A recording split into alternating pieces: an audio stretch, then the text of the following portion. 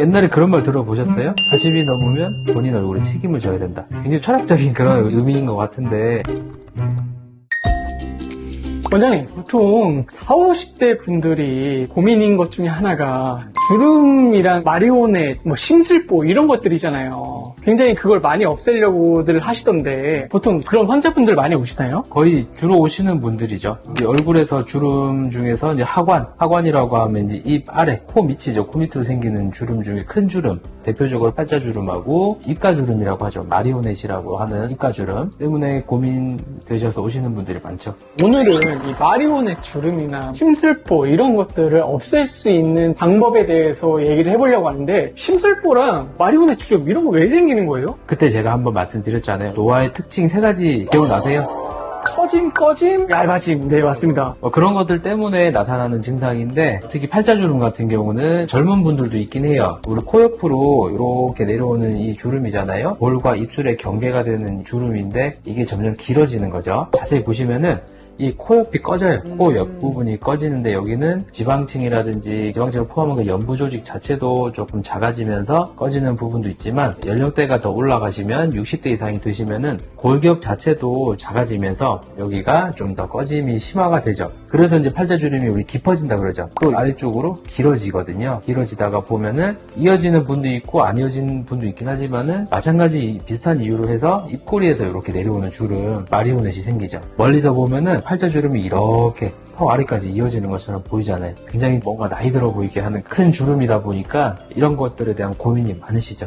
보통 노화로서 발생되는 게 가장 크잖아요. 노화 때문에 생기는 거죠. 근데 제가 듣기로는 표정이나 잘못된 습관으로도 생긴다고 하는데 그게 맞나요? 기본적으로 노화가 가장 큰 원인이고, 말씀하신 거는 습관이죠. 습관. 피부에 생기는 주름은 얼굴에 큰 변화, 연부 조직이 부족해지고 피부가 탄력이 떨어지고 함으로써 생기는 건데, 비유를 해서 말씀을 드리자면은 우리 피부는 태어날 때부터 입고 있는 옷이다 생각하시면 돼요. 죽을 때까지 벗지 않는, 계속 입고 있는 옷. 피디님도 새 옷이라든지 세탁한 옷을 입고 나오면 좋잖아요. 네, 맞습니다. 며칠 계속 그 옷만 입는다고 생각해보세요. 나중에 옷이 쭈글쭈글해지고 흐물흐물해지고 막 그렇잖아요. 그렇죠. 비슷한 거예요. 그런데 어떤 분은 옷을 입고 그냥 가만히 앉아있기만 해. 어떤 분들은 그 옷을 입고 열심히 운동도 하고 밖에서 일도 하고 해요. 그러니까 어떤 옷이 더 빨리 구겨질까? 많이 움직이는. 그렇죠.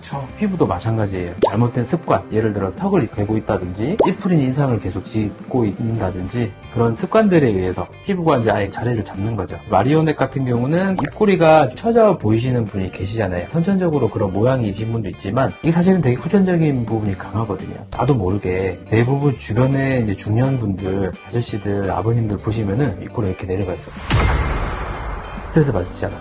힘들잖아요. 나도 모르게 사람이 심리적으로 그렇게 된단 말이에요. 그러다 보면은 점점 이런 식으로 자리를 잡는 거예요. 이 주름이 생길 때가 아닌데 미리 생기는 경우도 있고, 심해지는, 가속이 되는 경우도 있고, 입꼬리에 보면 근육이 8개가 이렇게 붙어 있거든요. 입꼬리에 작용하는 근육이 많아요. 위로 올려주는 근육도 있고 밑으로 내려주는 근육도 있거든요. 근데 자꾸 우리가 이런 식으로 인상을 쓰게 되고 꼬리를 축 처진 채로 유지하게 되면은 입꼬리 내리는 근육, 내림근이라고 하는데 이 근육의 힘이 세죠. 그냥 자리를 잡아버리는 거죠.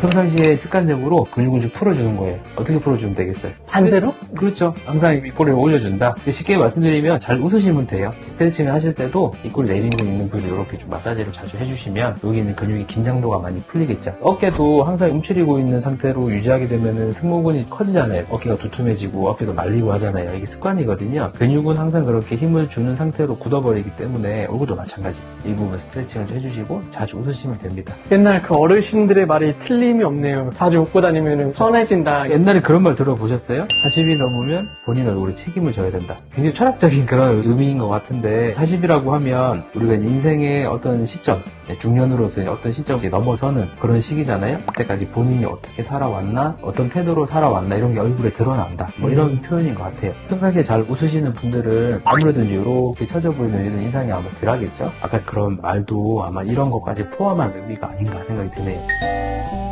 마리오넷 주름이랑 일단 심술보가 생겼을 때 없앨 수 있는 방법은 뭐가 있을까요? 증상에 따라서 치료를 하는 거죠. 마리오넷이라는 거는 볼 쪽이 이렇게 처지는 거랑 주변에 연부 조직이 꺼지는 게 같이 진행이 되는 거란 말이에요. 처진 거에 대해서는 올려주고 리프팅이 될 거고, 꺼진 부분, 입가주름 보시면 한번 떠올려 보세요. 주변에 어머니나 아버님들 보시면은 입가주름 있으신 분들 여기보다 이 안쪽이 꺼져 보이거든요. 네. 꺼져 보이는 부분을 볼륨을 채워주면 되는 거죠. 그게 흘러갈 수도 있고 콜라겐 부스터 같은 게 될 수도 있고, 요즘에 실로 하기도 해요.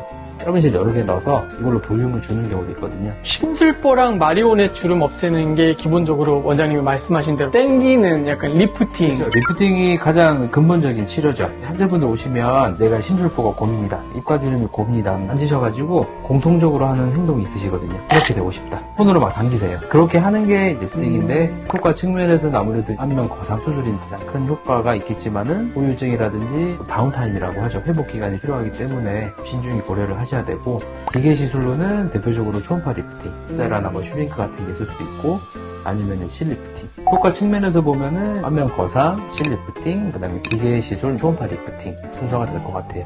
가장 효과 좋은 건 어떻게 보면 일단 수술이겠네요. 굳이 효과만 따졌을 때 원장님이 부작용에 대해서 굉장히 민감하시니까. 수술이라는 거는 뭐 다른 시술도 부작용이라는 거는 항상 따라오는 거거든요. 부작용의 의미가 원치 않는 효과예요. 부작용이라는 게 무조건 다 나쁜 건 아니고 원래 의도했던 것과 다른 효과를 의미하는 거거든요. 사실 그게 건강상에 해가 안 되고 미용상에 문제가 안 되면 아무런 문제가 안 될 수도 있어요. 근데 그게 아닌 경우가 있거든요. 치명적으로 건강에 문제가 된다든지 후유증을 남긴다든지 하는 경우가 있을 수 있기 때문에 효과가 클수록 부작용의 위험도 크다, 이렇게 이해하시면 될 것 같아요. 사실은 뭔가 얻기 위해서는 내가 조금 감수해야 되는 것도 있어요. 모든 걸 맞춰줄 수는 없거든요. 저는 사실 수술을 처음부터 권하진 않아요, 절대로. 제가 성형외과 의사이긴 하지만 환자가 원하는 기대치가 어느 정도냐, 정말 나는 이렇게 팽팽하게 당겼으면 좋겠어, 흉터 남아도 괜찮아, 그러고 나는 한 달 동안 집에서 안 나갈 거야, 멍들고 붓기도 괜찮아, 그런 경우에는 수술을 조금 더 적극적으로 고려를 해볼 수 있고, 수술이 너무 무서워요, 수술이 너무 무섭고 효과가 크지 않아도 되니까 안전하게 자연스럽게 한 듯 안 한 듯 하고 싶어요. 그러면 초음파 리프팅 쪽으로 그런 식으로 환자분의 증상이라든지 효과라든지 기대치라든지 이런 것들을 상담을 통해서 파악을 하고 치료 방향을 제시를 하죠. 콜라겐으로도 해결할 수 있나요? 콜라겐 주사도 있잖아요. 그렇죠. 얼굴이 처지는 근본적인 이유가 얼굴뿐만 아니고 몸도 마찬가지인데, 얼굴을 이루는 골격, 뼈 말고 이제 피부나 연부 조직을 이루는 그 골격 구조물이 있거든요. 그런 것들이 다 콜라겐이에요.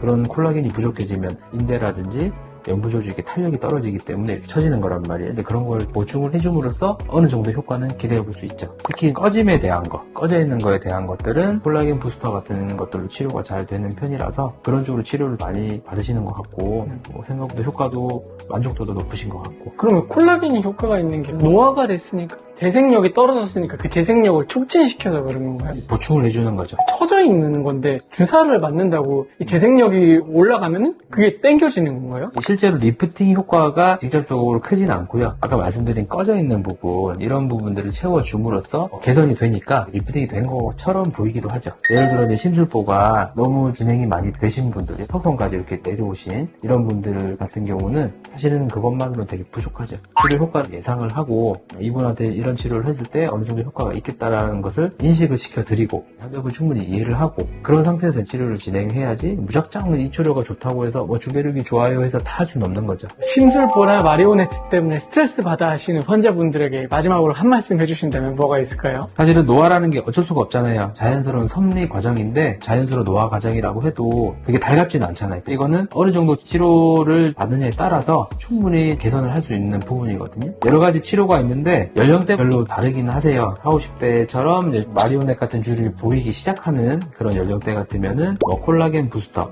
초음파 리프팅 같은 시술 같은 거를 먼저 원하는 편이거든요. 그런 것도 효과가 괜찮기 때문에. 그런 게 아니라 60대 이상 넘어가시고 주름 자체가 깊고 뚜렷해지셨다든지 볼살 자체가 많이 내려와서 육안상으로도 좀 처짐이 있으신 분들은 사실은 그런 치료가 의미 없는 경우가 많아요. 그런 경우는 수술도 조금 적극적으로 고려해 보시라고 제가 말씀드리거든요. 본인의 증상이라고 하면 내 주름의 정도, 거기에 대한 치료 방향을 잘 개선할 수 있는 선생님 만나셔가지고 치료를 하신다면은 좋은 결과 있을 겁니다.